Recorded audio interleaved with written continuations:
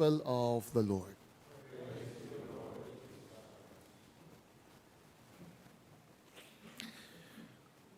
Magandang umaga po sa inyong lahat.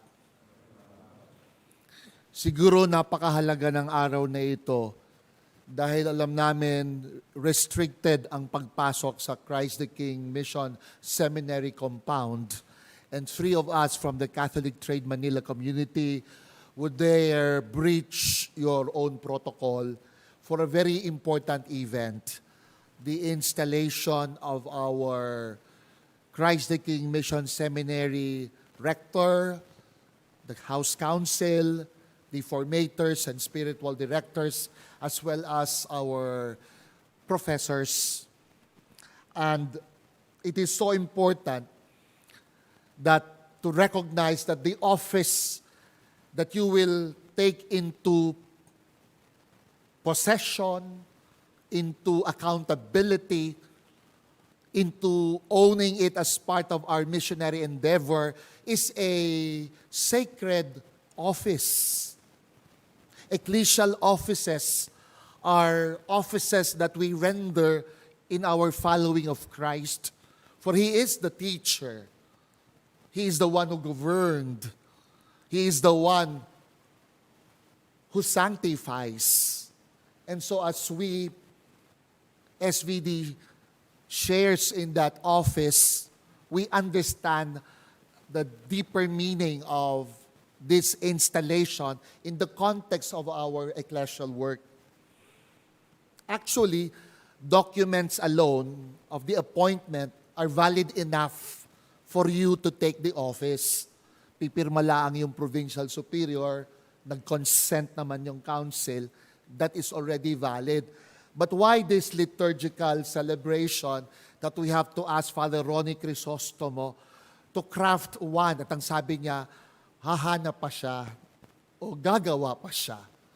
It is something that may not be ordinary, while in the dioceses, it is ordinary to install a parish priest, to install a diocesan administrator or bishop. When I was in Marawi, the Prelatura of Marawi has only 7 priests. And yet they installed every one of the 7. If you go to Cebu, there are more than 400 priests. Christ the King pa, merong 47 ba, if I'm not mistaken. But the task is so important that the liturgical celebration today that we witness is not simply a ceremony of rites that we must do, but the public declaration of who we are and the service we render to the church and to the SVD. And hopefully, these liturgical rites may sink down into every member of the Christ the King community, most notably, the one who would take office. To begin with, I also wish to be grateful to those who have served Christ the King Seminary. From Father Lariosa to the members of the council, I see Father Vic Raico here, and other members of the council, and formation and professors for the services rendered for the past 3 years, including Brother Abulan. And we are grateful for moving us into where we are.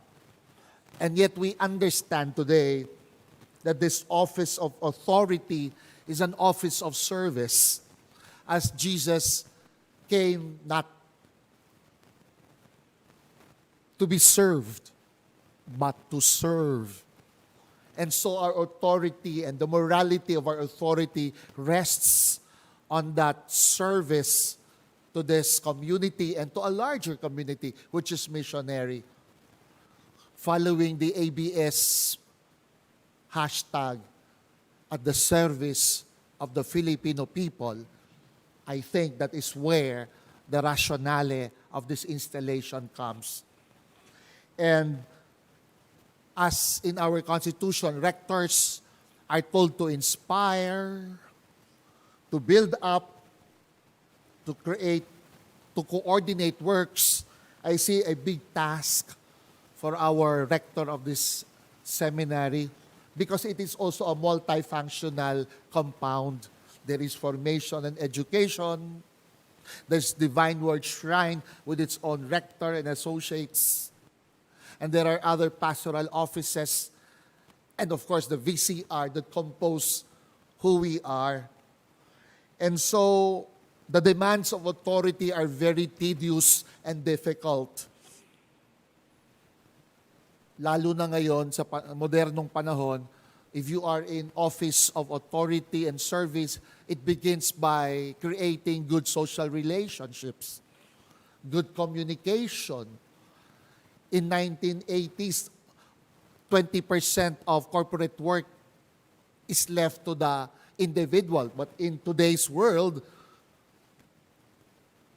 80% is done by a team. And so, the demands of teamwork is much at stake in today's church and secular living. Of course, we speak about teamwork in the context of Christ the King. Parang basketball pubs, di ba? Sa kada isang score, 10 kamay ang gumawa ng isang score. And how integrity is part of who we are, that we walk the talk. Kaya ang hirap magsalita rito because the demands of walk my talk. And of course, there is a demand that everyone in the community owns the mission of Christ the King. Beyond the vision, today what is needed more clearly is a clear roadmap. Paano natin gagawin ang ating pangarap? As is an issue of any school or government, anong detalye ang gagawin natin? And those are left to those people in this community, much as it is also expected from our people in authority. Now, let us be guided by the readings of today. On the first reading lifted from Acts chapter 14, we see of two great missionaries, Paul and Barnabas. And what was the reality of Paul and Barnabas? Two extremes. A reality of they were rejected. They were about to be stoned by the Greeks and the Jews in Iconium. And so these missionaries were expelled out. They have to rush out for their lives. And as they move to the next territory, they have another opposite. They were able to heal a crippled man. And so they were adored, about to be hailed as gods like Zeus and Hermes, about to offer them sacrifices. And so from one extreme of rejection, they have another extreme of being hailed as gods, praised. And such is the reality of anyone coming into office, coming into service. Yet it is good today on this installation to ask, what do we expect from the rector, the council, the formators, including the spiritual directors, those working in school as professors? And I think our Constitution 501 was very clear. The goal of formation and education. It's a goal towards what? Growth in coming close to the divine word. And so we may become a missionary community. And such word brings into open that this is a community of growth. It's a lifelong process. Growth does not only concern the seminarians. Growth refers to everyone in this community. And the growth is understood to be balanced growth, as it involves our spiritual growth, our academic growth, our pastoral growth, as our emotional, psychic growth, and even our growth as a community itself. These are the stakes that are asked of each of us. Growth primarily in our knowing the divine word. And that's who we are. And so this Holy Mass, at the shrine of the divine word is a declaration of whom do we follow. As Vita Consacrata would say, what is the bottom line of being religious? It is sequela Christi, to follow Christ more closely. And I think that is what we are at Christ the King, followers of Christ, the divine word. And as we come closer to Him, we are equally sent and equally a witness to be people at the service of the church and at the service of our country. I would accept the question about opening our compound for the use of the frontliners because of that openness that this community must and should always be challenged by the demands of our country and our church. And always it is good to discern on how we can be relevant in responding to the demands and challenges of this world. Not that we only form the seminarians, but we priests and brothers witness in our response to that challenging community, most so challenged today by COVID. It is good that in this community, for example, part of your response is to share this liturgy to our shrine devotees and to the others.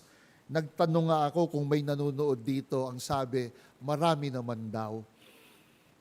Which is part of our response.